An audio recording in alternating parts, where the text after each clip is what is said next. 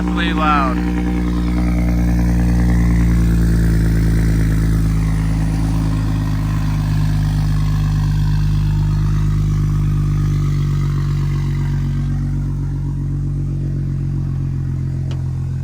Might have to turn cold starts off.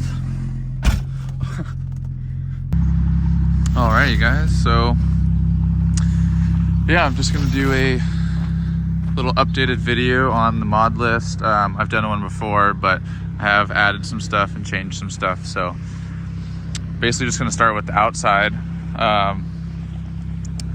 Nothing really cosmetic. It does have an M4 front bumper, and I've mentioned in the last video, one of the last videos, that I am changing it. I'm waiting for this dude to basically get rid of, or he's gonna sell me his stock IS bumper, same color as mine, and he's gonna buy a different one. So I'm just waiting for him to do that. And then wheels, these are, I forgot the model, like the N keys, but the size is 18 by 8.5 in the front, 17 by 9 in the rear. So I can run, I believe these are 245, 35, 18s in the front. And then I have 275, 40, 17s in the rear. So I can just get a little bit more grip. And then nothing else really cosmetic. It has a M3 carbon fiber. My car's really dirty right now. But has an M3 carbon fiber little trunk lip.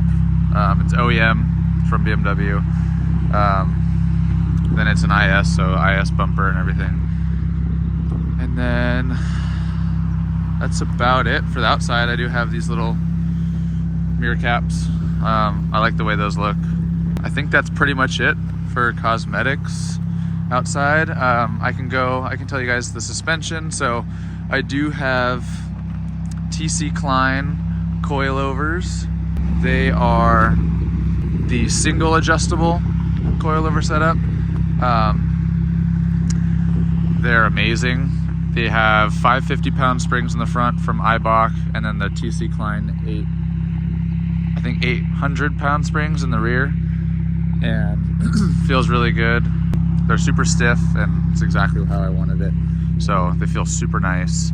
I have SPL rear toe arms and SPL sway bar end links, and that's basically it for suspension. I don't know the exact alignment stuff that they have for me. They do have a good amount of camber set for me, so the car feels amazing in the turns. And yeah, we'll move on to the exhaust. So the exhaust, right now I'm waiting for my exhaust tips to come. They should get here tomorrow. And yeah, the exhaust is basically, the downpipe is 3 inches from the turbo down, and then it goes into the exhaust, which goes, for maybe an inch or two, it's 3 inches, and then it's a 3.5 all the way to the axles till right back here where you guys just saw, and then it splits. So there's a cutout there for no muffler, and then a muffler here, as you guys saw, that I just added in the last video. But sounds pretty good. It's definitely a little raspy. I'm thinking about maybe adding a resonator or something to the car, and it might kind of clean it up a little bit while still being pretty loud. Yeah, for outside, that's basically it. I can show you guys the interior. Well, it's not letting me open my car. Nothing crazy. It has a M3 performance steering wheel. It's OEM. I believe it came out of a Lime Rock M3, so it has M3 paddles and everything. So I didn't do a conversion or anything. It's literally just an M3 steering wheel. Then I have the bucket seat. I got this for 200 bucks from my buddy, so it was kind of old. You can see it's got some rips, but feels a lot better than the stock seat, so I love it. And then that's it for the interior. Everything stock, full weight. I have the Go Fast Bits GFB3 boost controller, and this is how I control boost. And then we'll move on to what all you guys want to see. So here is the dirty engine bay. Has a JP Works top mount single turbo kit, and it has a Boost Lab BL67 turbo. As you can see, the turbo is very old now. It still holds boost great, you know, spools up real nicely. This filter is super ugly, I know, but it's the only filter that we can get to fit because of this.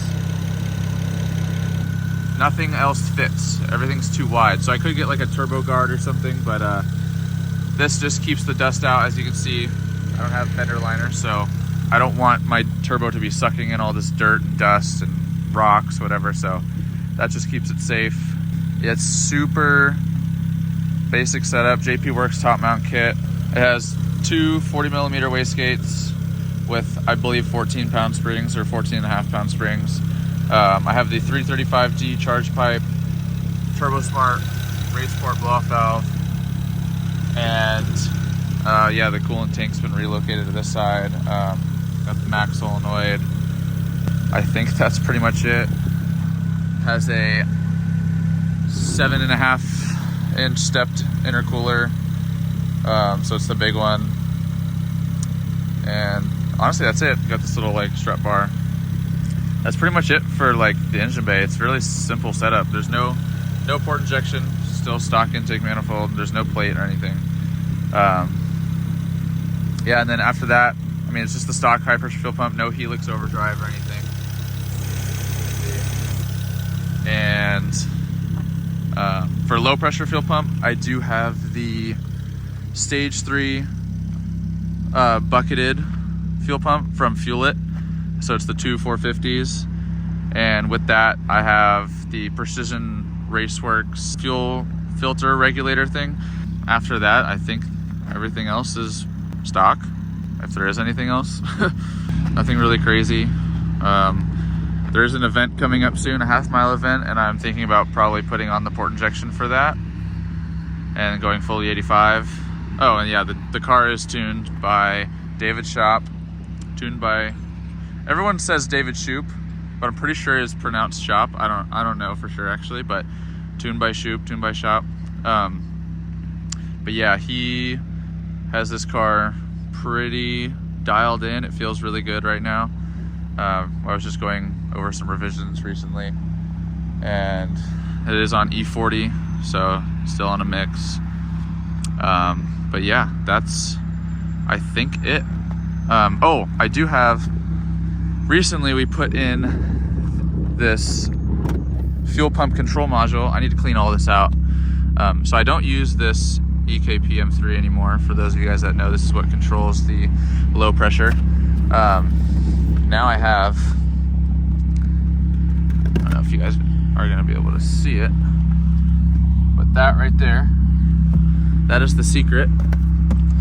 That is what controls my low pressure fuel pump. So basically, instead of having a Hobb switch that would plug into, you can either do it to the manifold or the charge pipe, I think, or whatever, the intake manifold. Basically what the Hobb switch does is it turns on your second pump at a certain PSI, like boost pressure. And with that, sometimes it can be a little weird, especially with me not running a lot of boost. So instead we have that module which controls both pumps and has them on at the same time. So both pumps, while just cruising, like for example right now at idle, it doesn't have to work as hard. And when I'm going up in boost and like doing pulls, going wide open throttle, we can control exactly how much pressure we need to hold it at the right PSI, and it makes everything much easier and much better. So yeah, that's pretty much it. It's super basic.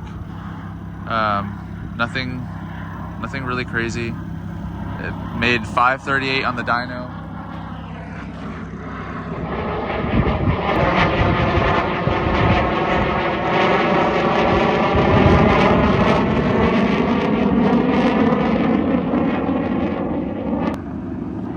I gotta wait. It's loud. Yeah, it made 538 on the dyno in 80-degree weather. Dude, that thing is so loud. Yeah, so it made 538 in 80-degree weather on like 18 PSI. And I'm assuming when it's a lot colder out, when I'm on same boost, much better weather, I'm probably making closer to like 550-ish, maybe 560. You guys have seen, I pretty much am right next to my buddy Mikey with his F80, and he should be making like 600. So I don't know, the car does really well for what it is. Been on stock DI for a while, keeps the car happy, motor happy and everything. So yeah, that's about it. I'll put a little pull clip right now as I leave, but yeah, thank you guys for watching the video.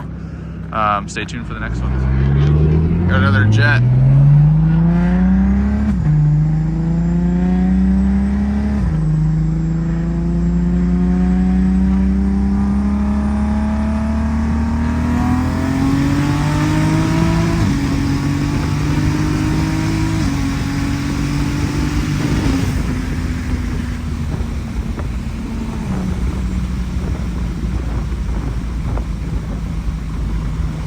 Yeah, so that was like 18 PSI.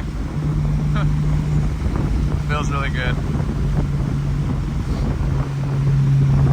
Could have probably ran a little more, but I'm not racing anyone, so it's not really any point to have it on like my max boost and just destroying my high pressure fuel pump, or just running lean in general. So yeah.